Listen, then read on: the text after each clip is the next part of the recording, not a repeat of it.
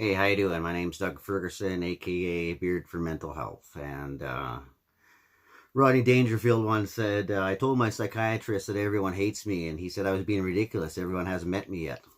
And I feel like that sometimes, I suppose. And I guess I'm a mental health sufferer. I suffer from depression, high functioning anxiety, PTSD, a little OCD, and certainly perfectionism, no question. Although I can't be so much perfectionism, I pulled out the 90s look today with the short sleeve and the long sleeve put together, but 90s grunge look, which is, I guess, a lot up my alley. But as I said, I suffer. I'm a suicide attempt survivor. I tried hanging myself several times. I've tried overdosing. Obviously, not. Obviously, there's a plan for me. And I struggle now lots of times with, because of my perfectionism, that I failed at something. And so I have to deal with that as well as everything else. And I also have 3 chronic illnesses. Anyway, I started Beard for Mental Health, the Facebook page, as a way to give back to people because I'm a studious person. I study a lot and I go through a lot of articles and whatnot. And so I started saving them. Then I realized once I started saving them that I should be sharing them. So I decided to start a page called Beard for Mental Health, which you're on, and start sharing the articles in YouTube and all of the resources that I could, all of the free resources that I could. I realized that mental health isn't a once a week or once a month thing when we go see our psychiatrist or psychologist or whatever. It's an everyday problem. I struggle every day. And sometimes I need a little encouragement, a little learning, a little positivity. I need something good in my life sometimes, but I also want to know what's going on up there so that I can recognize better. Lately, what I've been learning is taking a minute and having an attitude of gratitude, a minute of gratitude, and changing the narrative in my head and trying to recognize that before I go off or before I hit into depression. And so I started Beard for Mental Health as a way to share those resources with other people so that they would have something in between their doctor's visits. Again, I don't replace doctors. The page isn't meant to replace doctors, but it is certainly a tool for you to use in between. And I have what will be on there and is on there is PDF and printable format, guides, articles, calendars, etc.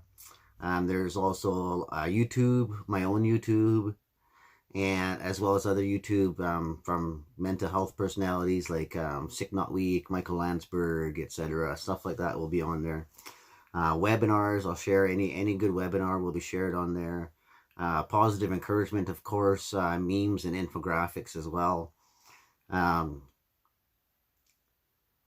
Sometimes it just takes a good meme to change your thinking. Sometimes it takes a good laugh to change your thinking. Sometimes it doesn't take a whole lot.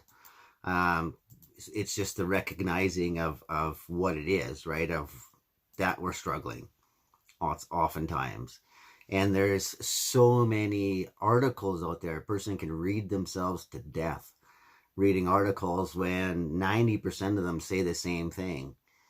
And I've said it for years and years and years with my other business, Bearded Chef Sask, which I ran for several years doing healthy meal prep. Is the 3 keys for healthy living are eating right for you, sleeping right for you, and exercising right for you, because everybody's different and every body is different.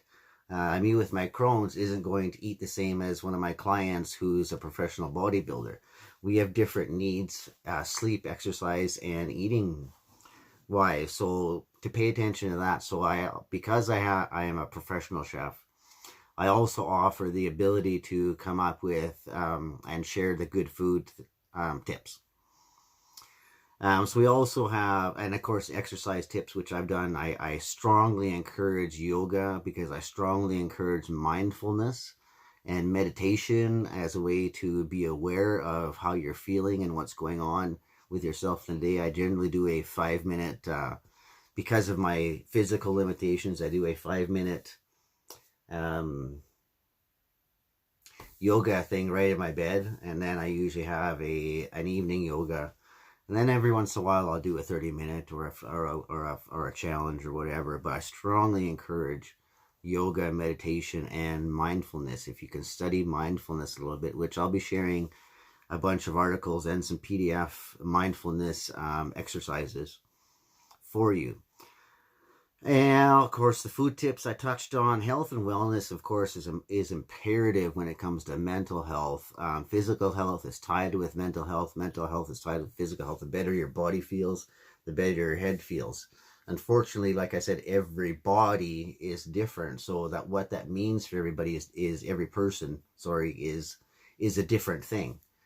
So trying to understand what is right for you and what is best for you, because you have to enjoy it too. You want to have fun. It can't be a chore. Otherwise, you're not gonna continue this. And Dr. Caroline Leaf, she's a scientist. She says it takes 63 days to create a good habit, not 30 days like people say. 63 days. And so if you don't like something, you're probably not going to continue after 63 days.